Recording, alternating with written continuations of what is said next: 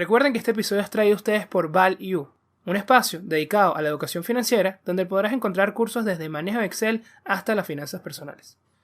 Todo esto en su página web www.myval-u.com. Hola a todos, bienvenidos nuevamente a Networking de Ideas, donde los buenos conocimientos se conectan. Hoy, vamos a tocar un tema, creo que es un poco polémico. Vamos a centrarnos a responder una pregunta bastante importante que es, ¿tener un hijo es rentable? Y no vamos a evaluar todas estas condiciones emocionales o yo sé que un hijo puede cambiarte la vida, que trae mucha satisfacción, pero aquí lo que queremos es centrarnos en el tema financiero, no en lo emocional. Vamos a definir si realmente, vamos a tratar de responder esta pregunta, si realmente nada más hablando en la parte financiera vale la pena tener un hijo. Para eso me acompaña hoy Andrés. Hola Ramón, ¿cómo estás? ¿Cómo andan todos? Ya estamos cerca del final de temporada. Sí, ya estamos, ya no nos quedan muchos episodios, así que hay que aprovechar los que quedan.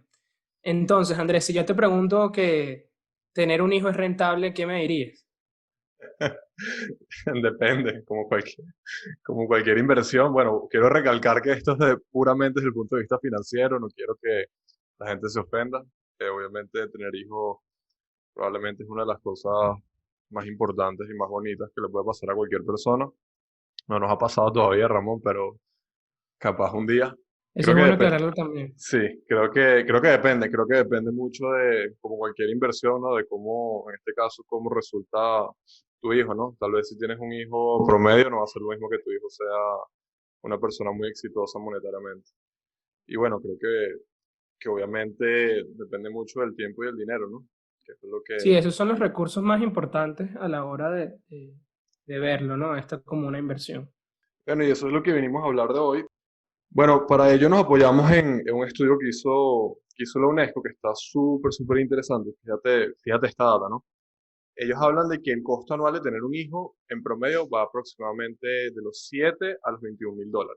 Y sé que es una brecha súper grande, pero obviamente esto es porque depende del país, ¿no? Y yo creo que inclusive depende de la Claro. ciudad. Em, ya por ahí pueden ver también que la banda baja, o la parte baja de la banda, entonces serían más o menos $7,000, que eso te da una buena idea de cuánto va a ser el número final que vamos a decir. Sigue siendo alto igual. Es bastante alto. Y también la brecha es tan grande porque depende de muchos factores, ¿no? Depende de las variables macroeconómicas del país, depende inclusive también del ciclo económico, de la parte del ciclo económico en la cual estamos, y también depende de factores como la oferta y la demanda de los bienes y servicios para los padres y los hijos. Por ejemplo, Claro. un lugar en el que haya muchas escuelas, probablemente el costo de la educación sea más bajo porque hay mayor oferta. Pero por otro lado, si estás en un lugar donde hay pocas escuelas, probablemente sea más alto, ¿no? Pero bueno, No, ya. Ujú. inclusive, eso es interesante porque inclusive hay países, dado la baja tasa de maternidad que tienen, que dan incentivos para que las personas tengan hijos y ahí de repente se abaratan un poco esos costos. No, y podemos caer, sin caer en mayor detalle, pero caemos también en temas de política pública, si la educación es pública o es privada, todo ese tipo de cosas, ¿no? El acceso a la salud. Pero bueno, ya por ahí la UNESCO, que es una institución súper reconocida, te dice que un mínimo más o menos son $7,000. Por otro lado, en Inglaterra y en Japón se estima de que el gasto de los hijos corresponde casi a la mitad de los ingresos anuales familiares en general. O sea, lo que llaman en Estados Unidos el household o la familia, pues la vivienda, la mitad del dinero más o menos se va nada más en un hijo. Eh, a mí me parece súper, no diría alarmante, pero llamativo, ¿no? Que inclusive en economías desarrolladas, y creo que esto tiene que ver mucho con los costos, ya cuando tienes un hijo, entonces automáticamente la mitad de tus ingresos se van para allá. Claro, sí. También va a ser variable dependiendo del número de hijos, pero sí es Claro. un buen benchmark indicativo de que, bueno, al menos ya deberías apuntar que para tener un hijo por cada $2 que ganes, por lo menos deberías dejar reservado uno anualmente para él. No, y me imagino que aquí también entra un tema de economías de escala con los, con los hijos, ¿no? Porque me imagino que el primer hijo es el más caro, porque ya después el segundo usa la ropa del primero, tal vez comparten cuarto, tal vez te hagan un descuento en el colegio porque tienes dos hijos en vez de uno. Eh, Totalmente. Es no lo, así. no lo había pensado así, pero ese punto que toca es interesante. El tercer punto que ellos plantean, y aquí te hago le dejo una pregunta a nuestros oyentes. Tú que nos estás escuchando, ¿cuánto crees más o menos aproximadamente que cuesta mantener un hijo en Estados Unidos hasta los 18 años, o sea, hasta que es un adulto? Te voy a dar un segundo. Bueno, aproximadamente son $245,000, lo cual es muchísimo. Estamos hablando de $250,000. Hasta los Eh, 18, vale recalcar. sí, sí, asumiendo que a los 18 ya se independizan. Bueno, eso es lo que cuesta casi que una casa o un apartamento en Estados Unidos. En Es un Venezuela, número bastante alto porque sí. sabemos que, bueno, el boogeyman en Estados Unidos son los costos universitarios, ¿no? Estos costos que guardan toda la vida para el college y, bueno, ver este gran número de 245,000 sin contar ese efecto es como que, wow.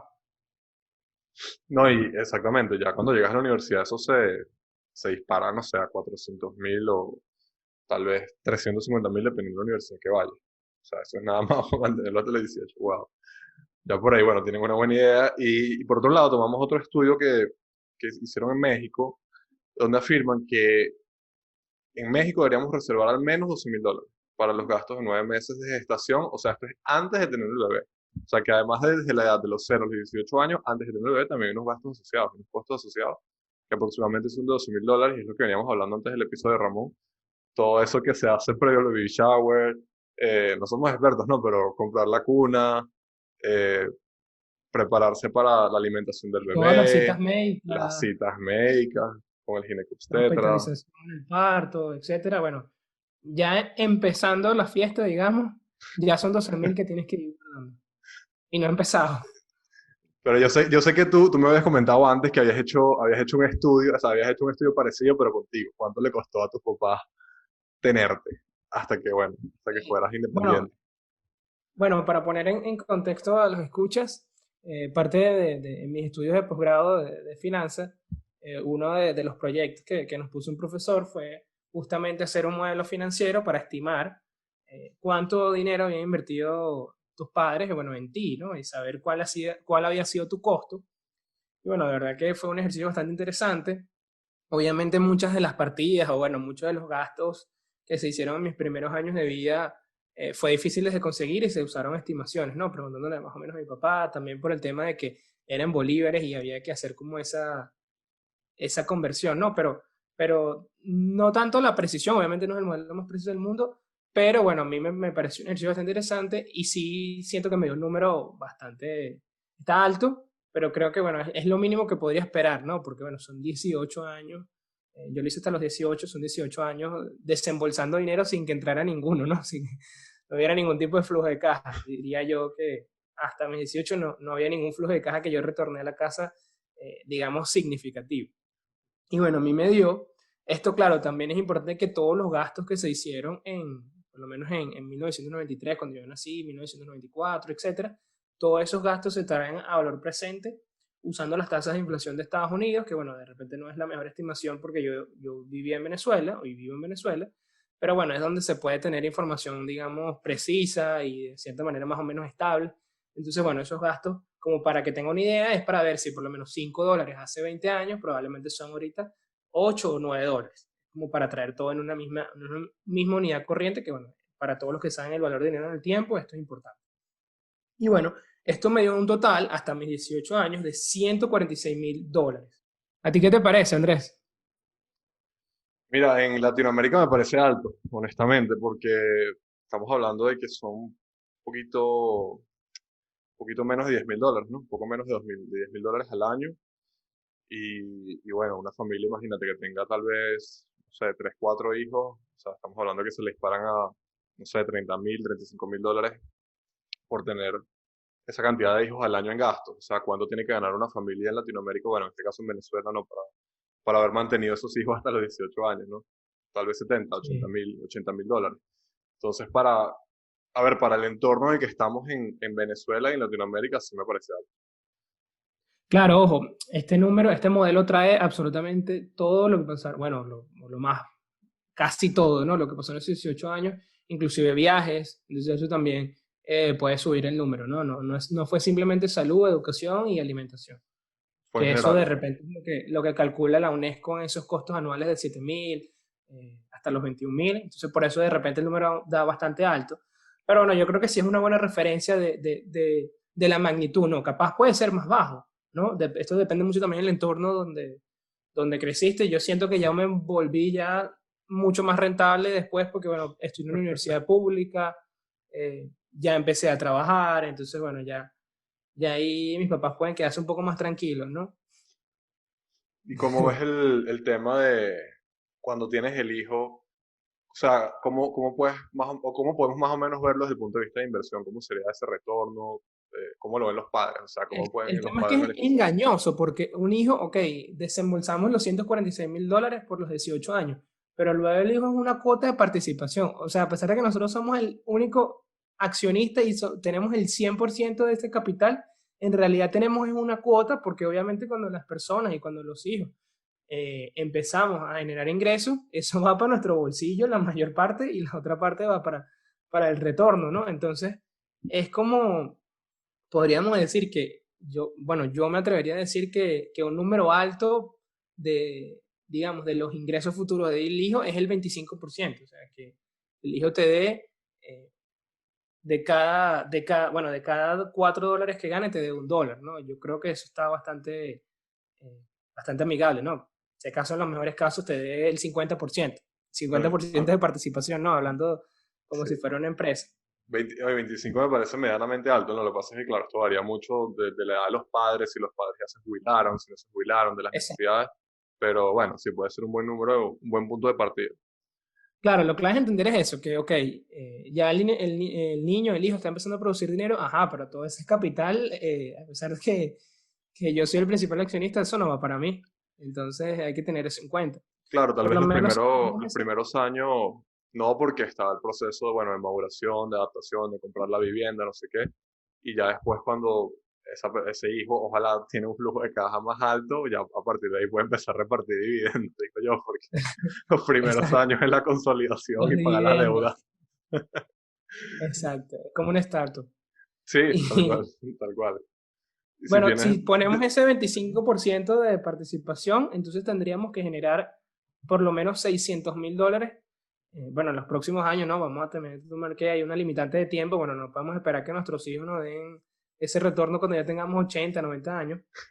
Sin- y estos $600,000, o sea, nada más para break-even y sin contar el valor del dinero en el tiempo, ¿ok? Entonces es como que más leña para el fuego, está como muy alto también. sí, y creo que eso habla, o sea, todos estos números que estamos lanzando, eh, creo que hablan mucho de la competitividad que hay ahora en el mundo. Probablemente hace 30 años, 40 años, no hablo nominalmente de los números, sino hablo de que al haber probablemente menos competencia, eh, el retorno probablemente era más alto y sí, más alto porque llegaba más rápido también seguramente. En cambio ahorita está todo este tema de que los millennials no tienen para comprar una casa, por esto es que no tienen hijos, como antes que se tenían hijos a los 20 años, 21 años. Pero yo creo que está muy relacionado con esto que estamos hablando, Ramón, muy relacionado con el tema económico. O sea, eh, estos números la gente, digamos que intuitivamente lo sabe. O sea, saben que es una carga financiera tener un hijo y por eso es que este ROI ha ido bajando, yo diría. O sea, ese payoff no es tan rápido como antes. Claro, pero ojo, yo estoy de acuerdo con lo que dices, pero yo por lo menos antes de hacer este estudio que tuve que hacer por la universidad, no tenía ni idea.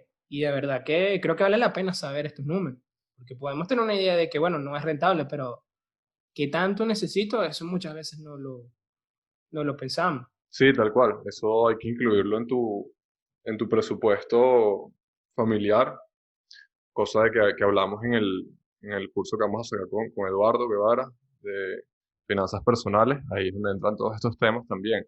Y no solamente el presupuesto de un año, sino presupuesto, yo diría unos por lo menos 5 años en esa estimación, porque, o sea, ese es un flujo, ese es un costo, no sé si fijo, puede ser fijo o variable, pero ese es el primer costo que tú vas a pagar.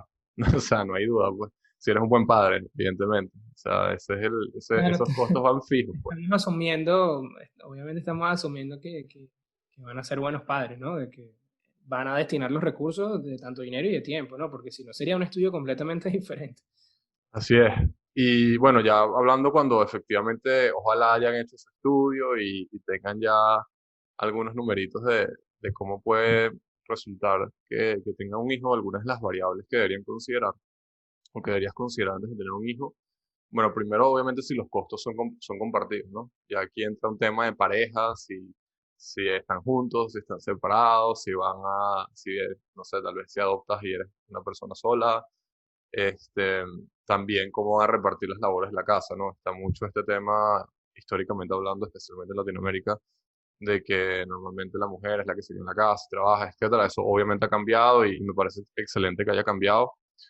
Eh, Más allá de eso, son variables que debes tomar en cuenta, ¿no? Yo también conozco padres de casa, ojo, que son los que se quedan en la casa con los hijos, pero sí, mucho de cómo se van a repartir los gastos, eso es lo primero. Eh, Claro. y también, sobre todo, si ese flujo de caja lo van a poder mantener cuando tengan el hijo, porque no es lo mismo antes de tener el hijo que tal vez están trabajando que los primeros años cuando tienen el hijo, que eso no pasa. Bueno, a Claro, mi mamá ¿quién va le a ser tu pasó. socio en esta inversión? Sí, sí, tal cual. Bueno, a mi mamá le pasó eso. Mi mamá dejó de trabajar cuando me tuvo eh, y el flujo de caja de la casa se vino en picada, pero, pero bueno, ojalá le pueda dar un buen ROI a mi papá de aquí a unos años. Creo que ya lo estoy dando, pues. Ya lo estoy dando, pero igual, sí, eso hay que tomarlo en cuenta.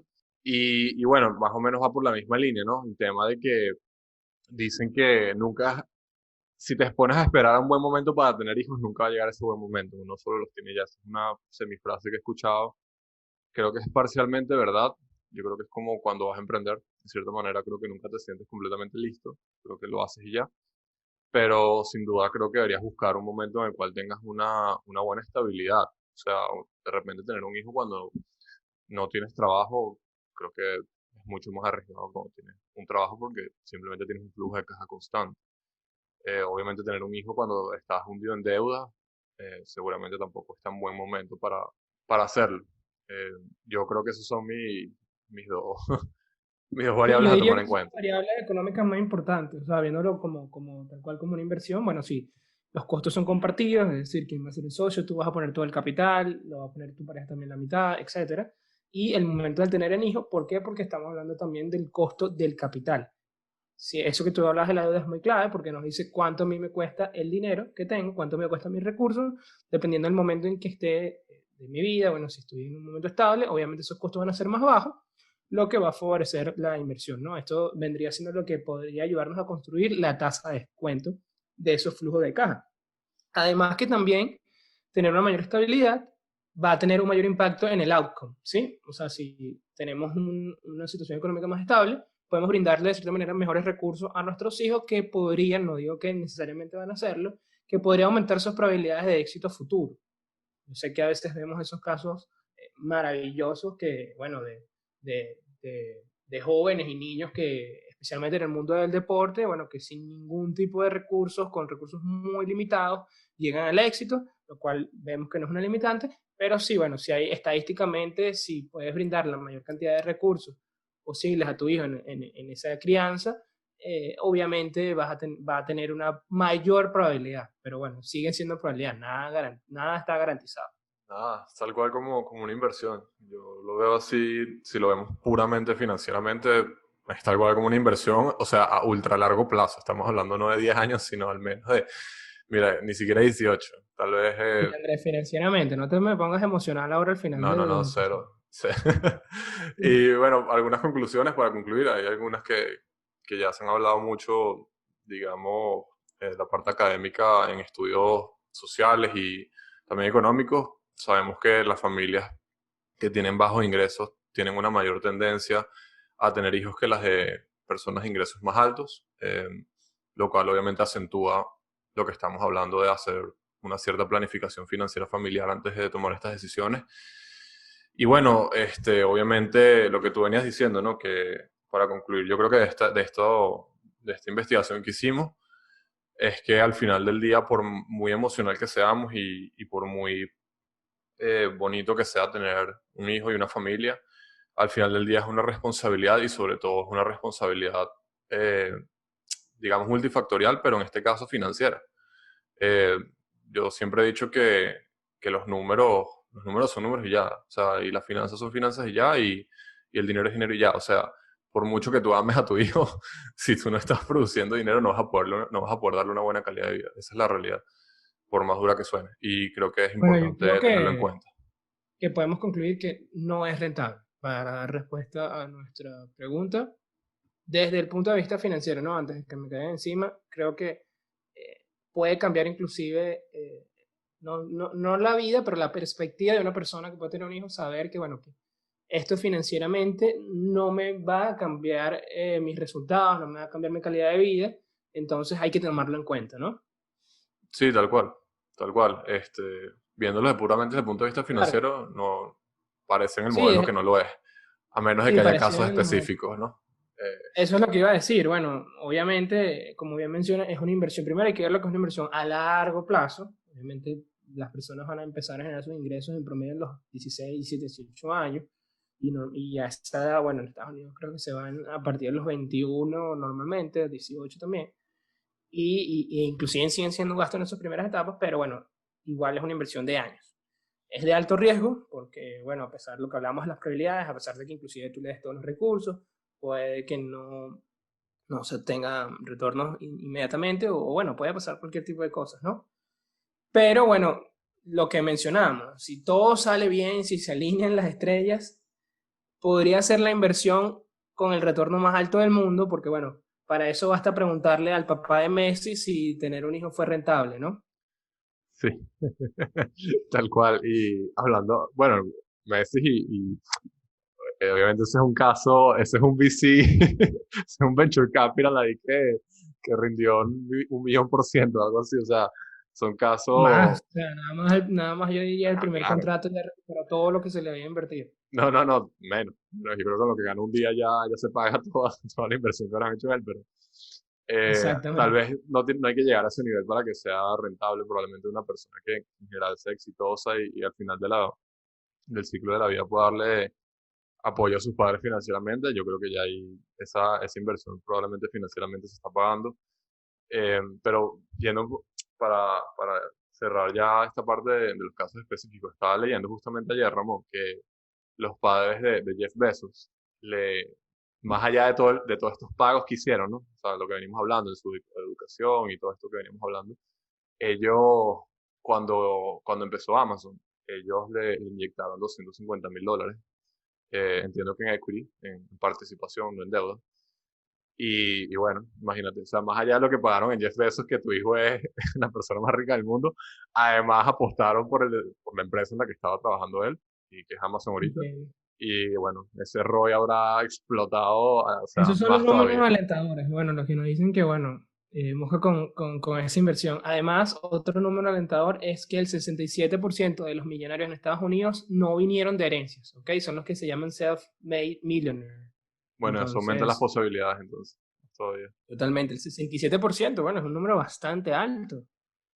Sí, sí, Bueno, que esto sí que cambiaron la calidad de vida completamente y, bueno, la clase de donde estaba la familia. Bueno, entonces son los números alentadores también. Y bueno, creo que ya para finalizar, reitero que, bueno, los números no son los más alentadores. Claramente la decisión de tener un hijo no se toma simplemente por un tema financiero, pero creo que vale la pena tomar en cuenta, conocer un poco sobre estos números y que muchas veces tampoco obtenemos o no nos pasa al momento, bueno, de cuando tenemos un hijo, que bueno, que pudimos elegir o no tenerlo, ¿no? Pero esto es obviamente para los casos en los que se pueda decidir, ¿no? totalmente, totalmente. Y bueno, es momento de pasar al dato de la semana. Y el dato de la semana es, ¿sabías que Suecia y Dinamarca son considerados los mejores países para formar una familia? Por tener costos educativos no tan elevados y ofrecer una manutención de más de 100 euros mensuales a sus padres hasta que sus hijos cumplan 16 años para el caso de Suecia y 18 para el caso de Dinamarca. Bueno, yo creo que eso ha sido todo por el episodio del día de hoy. Antes de que nos caigan encima, recordar que es netamente en el plano financiero, no en lo emocional. No sé qué tienes tú para despedir, Andrés. Bueno, hacerle retweet a lo que dijiste, no quiero que después se estén ofendiendo y estén diciendo que es que vemos a los hijos nada más como plata y que todo es plata, porque no es así. La idea de esto fue hacer un estudio muy breve de las variables económicas que deben tomar en cuenta a la hora de tener un hijo, porque creemos que es súper importante, precisamente porque queremos que le ofrezcan una buena calidad de vida a sus hijos. Sí, llévense sus numeritos simplemente como una referencia.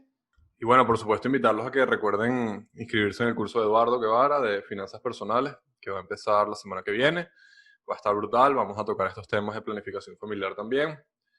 Así que no se lo pierdan si quieren mejorar la calidad de vida no solo de ustedes, sino también precisamente de sus hijos. Claro que sí. Ya lo tienen, Networking de Ideas, donde los buenos conocimientos se conectan. Eso ha sido todo por el episodio del día de hoy. Si están escuchando desde YouTube, no olviden darle like a este video y suscribirse a nuestro canal por mucho más contenido. Nos escuchamos la próxima semana. Chao, Andrés. Chao.